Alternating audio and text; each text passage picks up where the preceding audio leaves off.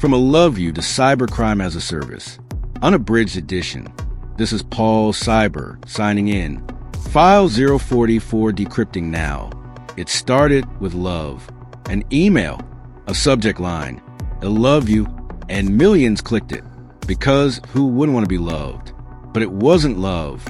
It was a worm. The ILOVEYOU virus, unleashed in May 2000, infected over 50 million computers in just 10 days. Entire networks went dark. Banks, government agencies, media houses. Emails were overwritten. Files erased. Chaos. All because of one thing. Human curiosity. The virus didn't brute force its way in. It didn't use 0 days. It simply asked.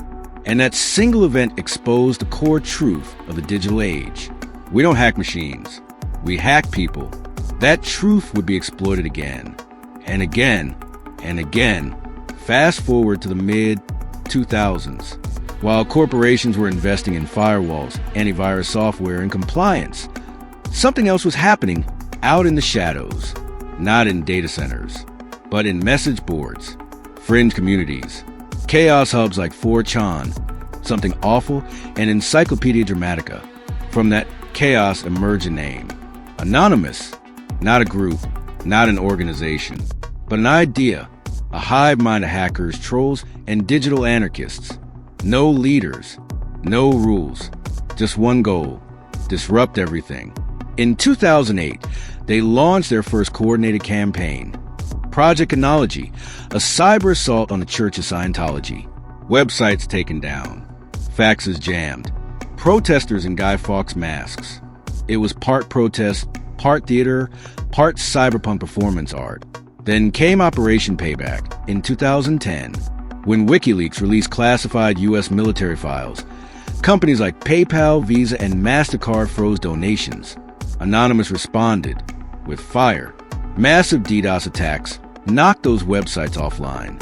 It was one of the first times the world saw a leaderless online mob cripple multi-billion-dollar corporations in defense of transparency. But the internet wasn't done evolving. Out of the wreckage of Anonymous came a splinter cell, LulzSec, Lulz Security. Their motto? We do it for the Lulz. They didn't hack for justice. They hacked for fun. In 2011, they launched a 50-day rampage. They breached Sony Pictures and dumped over 1 million user accounts. They defaced pbs.org, posting fake news that Tupac Shakur was alive in New Zealand. They took down CIA just to prove they could. They hacked the U.S. Senate, the FBI. They ridiculed their victims in public statements, signing off with ASCII art and memes. It was punk rock hacking. No manifesto. Just mischief. But mischief has a price. By late 2011, LulzSec imploded. One of their own, Hector Monsegur, a.k.a. Sabu, turned informant. With his help, the FBI arrested multiple LulzSec members. The golden age of hacktivism was over, but as the media chased Guy Fawkes masks and courtroom drama, a quieter, deadlier form of cybercrime was gaining power. Not ideological, not chaotic, but corporate. Hackers became contractors. Vulnerabilities became assets, and malware became a product. Welcome to Cybercrime as a Service. Instead of writing code from scratch, cybercriminals now bought pre-made kits. They ran a ransomware package. You could lease access to a botnet by the hour. You could buy a phishing kit with drag-and-drop templates, tutorials, and customer support. Entire dark web marketplaces flourished. Alphabi, Empire Market, Dark Zero Duh, Genesis. They had user ratings, loyalty programs, and even refund policies. It was online store, only for hacking tools. All of these are illegal and dangerous digital threats that were never meant to be, and we need to be on guard to avoid them daily. One of the earliest and most dangerous brands, TrickBot, started as a simple banking Trojan in 2016, evolved into a full enterprise with modules for credential theft, ransomware deployment, and lateral movement. TrickBot didn't operate like a gang. It operated like a tech startup, with hierarchies, salaries, even performance bonuses. Then came REvil, DarkSide, Connie, Lockbit, each more professional than the last. They offered ransomware portals. Victims could log in, chat with support, negotiate the ransom, and even test file decryption before paying.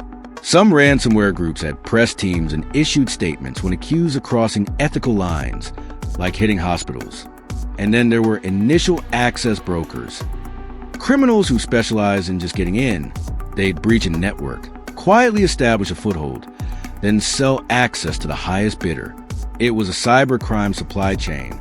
The hacker who gets in, the one who deploys the malware, the one who launders the money, and the core team that updates the toolkit. By 2021, Microsoft reported that over 40% of cyber attacks they investigated involved nation-state actors hiring freelancers. Hackers became mercenaries, and the battlefield expanded. SolarWinds, a textbook supply chain attack.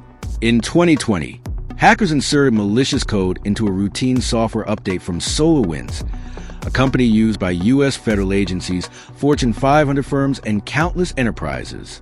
When that update rolled out, it gave backdoor access to over 18,000 organizations. The attackers moved quietly, silently exfiltrating data for months. The breach was only discovered when FireEye, a top-tier cybersecurity firm, found that they themselves had been hacked. The lesson was clear. It's not enough to protect your network. You now need to protect the vendors, partners, and contractors who touch your code. But just when we thought cybercrime couldn't get more advanced, AI entered the chat. By 2023, cybercriminals began integrating large language models and deepfake tech into their toolkits. Phishing emails were no longer written by amateurs. They were authored by AI, grammatically perfect, emotionally manipulative, and context-aware. Scammers created AI voice clones that mimicked executives. In one incident, attackers used a deepfake voice of CEO to trick company into wiring thousands to millions of dollars in some cases. In another, AI-generated job postings lured software engineers into fake interviews, where the attackers harvested credentials and access keys. And it didn't stop there. Deepfake videos, fake Zoom calls, synthetic social media profiles. A fake face could now walk into a meeting. A cloned voice could request a wire transfer. A forged LinkedIn resume could get access to sensitive internal tools. And it's all getting easier. With just 60 seconds of audio, scammers can clone your voice. With just a few selfies, they can generate your face in motion with publicly available data. They can mimic your writing style. Cybercrime has moved beyond passwords. It now targets your identity itself. Your voice, your face, your reputation. And that brings us to today, where cybercrime isn't just a risk. It's a service, a business model, an ecosystem. And the most dangerous weapon is not code, it's trust. Because this isn't just malware anymore. It's belief manipulation. It's voice deception. It's emotional engineering. A ransomware infection is visible.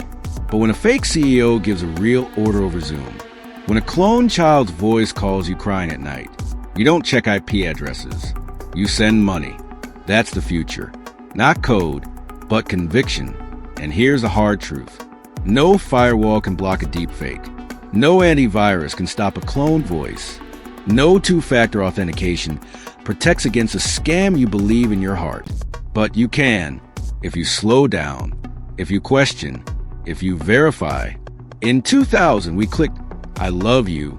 In 2017, we ignored a patch and got hit by WannaCry. In 2025, we trust a voice and drain an account. Same trick, new tools. The greatest virus in cyberspace is still us. This is Paul Cyber signing off. File 044 complete, but the systems still vulnerable. The attackers still innovating, and the war still online. See you in the next files.